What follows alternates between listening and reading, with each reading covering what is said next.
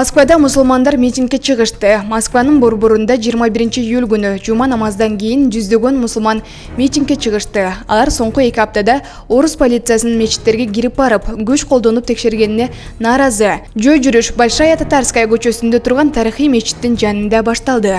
Пойдем телеграм-каналы жазгандай, полиция мечитте жана анын чечакасында көзөмөлдүү күч өткөн. Бирок канча киши кармалганы тууралуу расмий маалымат берилген жок. Омбудсмен такси телеграм-каналы такси кызматтарына жөнөтүлдү делген Москванын транспорт департаментинин расмий барагына жазылган документтерди жарыя кылды. Анда мусулмандардын уруксат берилбеген митингге даярдалып жатканы тууралуу жазылып, мигранттарды ага катышпоого чакырып, түшүндүрүү иштерин жүргүзүү зарыл экени айтылган. Эй, бул жерде бала бар, эмне кылып жатасыңар? Бұл видео 7 июльда Москванын четиндеги Котельникидеги мечитте тартылган. ОМОН кызматкерлери мигранттарга намазды аягына чыгарууга мүмкүнчүлүк бербей, отургандарга каршы түтүн чыгаруучу шашкаларды колдонгон.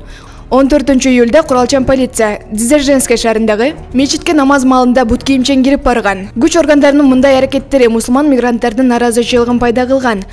Руками трогать не надо оружие. Еще раз троньте оружие. Куралга кол тийгизбе. Дагы бир жолу кол тийгизсеңер, аны колдонгонго туура келет. Борбор азиялык мигранттар көп отурган телеграм-каналдарда 21 июльда жума намаздан кийин митингге чыгууга үндөгөн жарнамалар жазылган.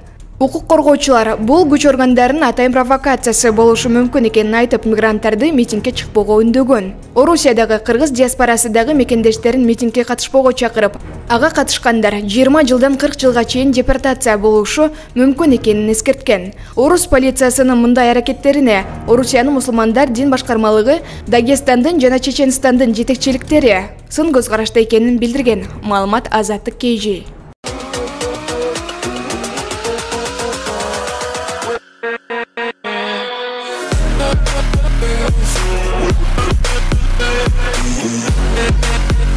Yeah.